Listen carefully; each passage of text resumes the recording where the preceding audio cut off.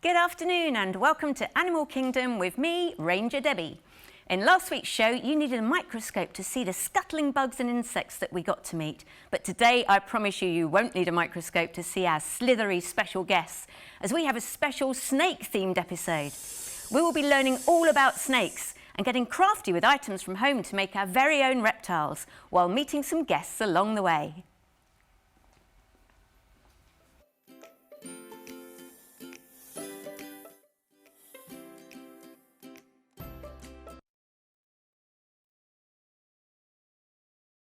On their way to the studio. But before we meet them, why don't you go ahead and make your way into our snake handler's den, where you'll get the first glimpse of one of the most slithery reptiles in the animal kingdom.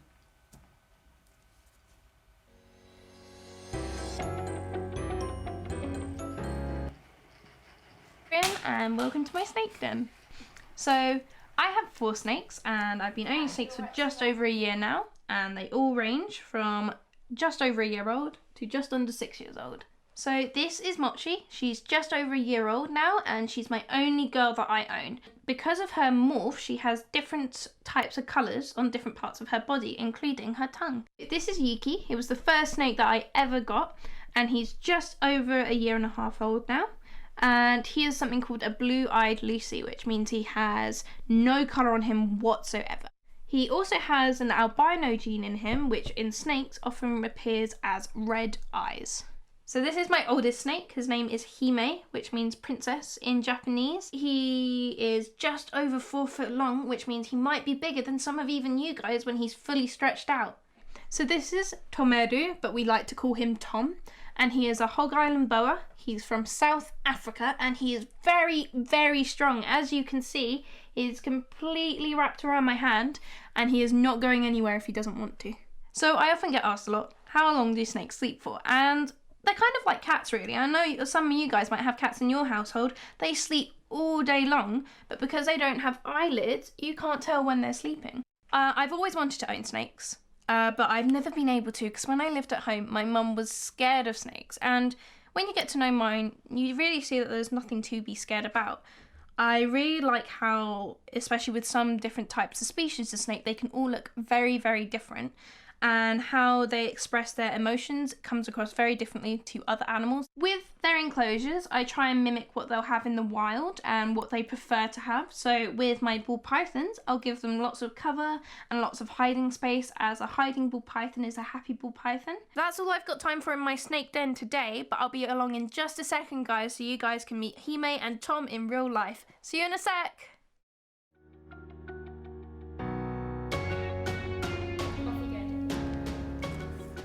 Well, as great as it was to see Kat's den, there's nothing like meeting our slithery friends live in the studio. Yes, that's right. Let's have a warm welcome for Kat and her snakes. Hi, Kat. Lovely to meet you, Debbie. How are you today? I'm good, but how are you? And who have you got with you today? Well, today I have Hime, who is my ball python, and I also have Tom just on my shoulder here, and he is my Hog Island boa. Oh, Tom looks very comfy. Can I hold Hime? Of course you can. So just make sure you give him lots of support. Oops. And make sure I hope my hands aren't too cold, Hime. There we go. So you're giving him lots of support, which is really good. Yeah. So just make sure you have him there. under That's better. There we go. So you quite heavy actually. Yeah. So he's quite chubby for the winter time. So he's putting on his weight. He likes you. He's sniffing around you a lot. I've got some, as usual, I've got some questions from our lovely viewers. So I'll get straight into those. Oh, where are you? So they know that you brought them here to the studio today. So how are the snakes when they're travelling? So when you're travelling with a snake, you just have to make sure they stay as calm as possible. So as you see, Hime is quite calm, Tom is quite calm, and you can just often put them in pillowcases to make sure they're in the dark and they're kept warm. So under these studio lights, they're nice and warm, so they're a lot more relaxed than if they were in a very cold environment. So when you travel with them, 3 rules: keep them warm, keep them in the dark, and keep them calm. I just felt the tickly tongue. Is that how they taste? Is that right? So they smell with their tongue actually, because they don't have nostrils. Whereas Hime, don't want to boop his face, he's got these little holes on his face which actually sense heat. They're not actually nostrils, and he will smell with his tongue and taste what the air is like around him. Ooh, it's going on to my armpit now. Nice and warm under there, I bet. So how old are your snakes? So Hime Hime is just under 7 years old, and Tom is just a little younger than 5 years old, but they're still quite big for their age. So Tom is just under 4 foot and Hime is just over 4 foot, so he might even be, as I said earlier, bigger than some of you guys out there. Wow. And what age do they get to? So ball pythons can live for a very long time. Ball pythons can live around 30 to 40 years in captivity, but the oldest recorded ever ball python was around 52 years old, which is an amazing lifetime. Gosh, did you hear that? You're just a youngster. Yeah, he's still a teenager, guys, so still And do they share, they don't look like they share cages from the No. film? So snakes are very territorial, especially when they're the same gender. So these guys are both boys and they like their own space. So you just have to make sure they have their own space to chill out and have their, so they have their own little territory essentially, like they would in the wild. And what about other animals? So other animals, it kind of depends on size, because even though we feel like we're a lot bigger than these snakes, they can eat very large pieces of prey. So you just have to be careful around the type of animals that you let them around. God, so yes. cats and dogs maybe another day, but they're quite brave around a lot of different types of animals. One of the viewers wanted to know if you ever take them out or if you take them outside, like for walks or anything. Do they take snakes for walks? Definitely not for walks, guys. They could. I don't think you could put a leash around a little slithery guy like this, but in the summer, when it's nice and hot on the ground, I let them outside, absorb some sunshine, get a bit of a tan, and it definitely helps enrich their environment, because obviously they are kept inside all day, so having a bit of difference is very good for their health, and some say that sun is quite good for snakes, so letting them have the sun that they would in the wild is a good way to enrich their lifestyle. That makes sense, and they're sort of they're much warmer and dry. A lot of people think that they're sort of slippery and slimy, but they're not at all, are they? No, definitely not. So as you can see, with snakes, they have lots and lots of little scales, which actually lead to them having very soft and smooth skin. If a snake doesn't have smooth and soft skin, it's actually probably very dehydrated, and you should definitely look after it a bit. So all of my snakes are kept very soft, and he's getting even more friendly with you by introducing himself a little bit. Oh, and do they like, you say that the scales, do they like to be stroked? So when you do stroke a snake, just make sure you're stroking it towards the tail, because if you stroke against the tail, it's like if someone tried to pull a hairbrush through your hair the wrong way. So it's definitely a little bit uncomfortable if you do it wrong. But as you can see, my snakes are very used to being handled. They're even loving being handled by you. You're definitely an interesting new person to them. It's certainly wrapping himself around me. Have you ever been scared of them? I was when I was younger, but I once saw my dad hold a snake at a circus, and my love for them just started to grow from there. Well, and sadly, I'm going to have to hand that back to you, but thank you so much. no worries. Wow. Well, wasn't that exciting? We love to learn here on Animal Kingdom. We've been so lucky to have been able to meet Hime and Tom even, in person. It was lovely to have you here, Kat, and thank you so much again. That's okay. Right, after all that, I think I want to know a bit more about why snakes can slither like Hime and Tom. So let's find out more about their bodies and what makes them slither as we join Olivia for fun facts about a snake's anatomy. Over to you in the science station, Olivia.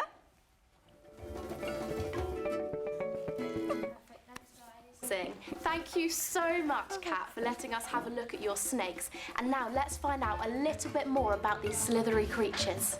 Here we have Sally. Sally is here to teach us all about how snakes slither and get around. Each colour on the snake means something different. Let's start with white. White means the snake has no legs. And as you can see, the snake moves in a wavy motion. And the snake moves by pushing off of bumps and rocks in the jungle. But when there aren't any bumps and rocks in the jungle, the snake can't move, so it gets stuck and it can't move along its journey. Now let's move on to green. Green is the spine. Like humans, we have a spine all the way up our back, and snake has one all the way down its back, which means it's able to move around and climb up things, like around trees and around the ground. Now let's move on to blue. So blue is for the scales, and they feel just like our fingernails. So snakes aren't slippery at all. They're actually really nice and smooth. Now let's move on to red. So red is the tongue, and this tongue is called a forked tongue, and this is because it looks a bit like what you eat your dinner with. Well, actually, Sally smells with her tongue, and this means that when she wiggles her tongue around, she can smell what's in the air, so what her food tastes like. Right, now we found out all about our slippery friend Sally. Let's go and make our own arts and crafts snake. So let's go back to the studio.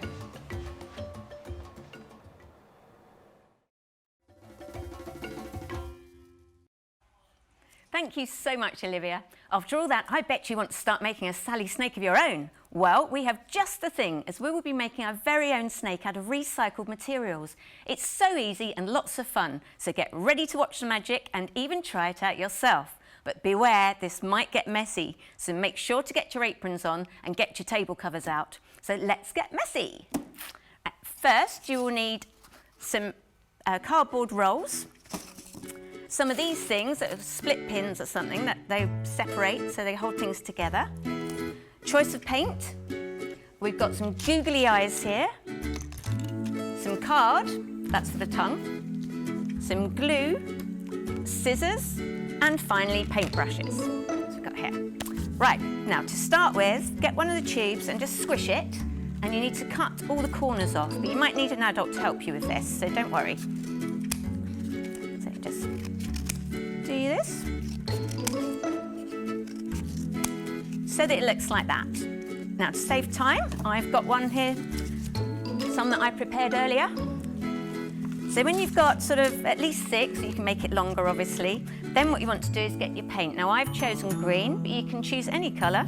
You could even paint them all different colours if you wanted to, and then just try not to get it too much over everything and make sure you have got that table cover on, so you won't be very popular if you get it all over the furniture. Over yourself's not so bad. All right. I'm slapping this on a little bit. You might want to add a couple of layers just to make it a bit brighter. So done one there. So once you've done those, leave them to dry. And I just happen to have some that I made earlier here.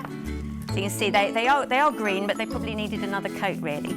So you get the two. What you need to do is to make some little holes. Now this is quite difficult to do, so again, ask an adult to help you. Get them working for you. And you take them pin. A little tip with these pins is separate them a little bit first, and then pinch them together, and push them through the holes to join the bits together.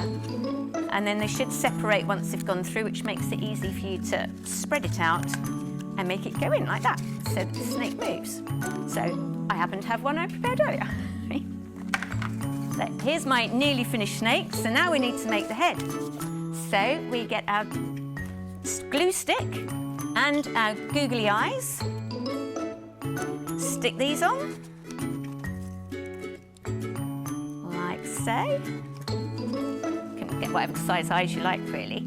Now I've got a tongue that I've already made, which is what the card was for. So you can stick that in there. Just press it in at the bottom. Easier said than done, but we'll do that one. And then you can use a pen to do some little nostrils on there. Oh, a felt pen would probably be better than this actually. But there you go. And we're sort of pretty much there. And funnily enough, I have my one I prepared earlier.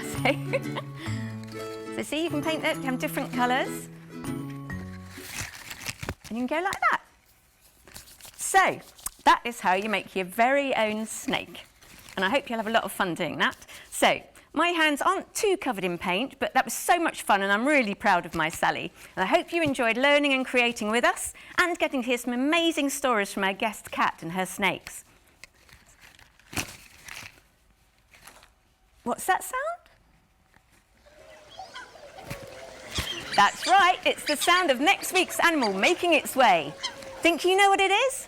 Go to www.animalkingdomtv.co.uk and enter your guesses on what the furry or other friend you think we'll be having on next is.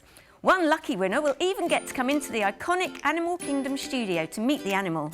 As usual, see you next week in Animal Kingdom and keep learning!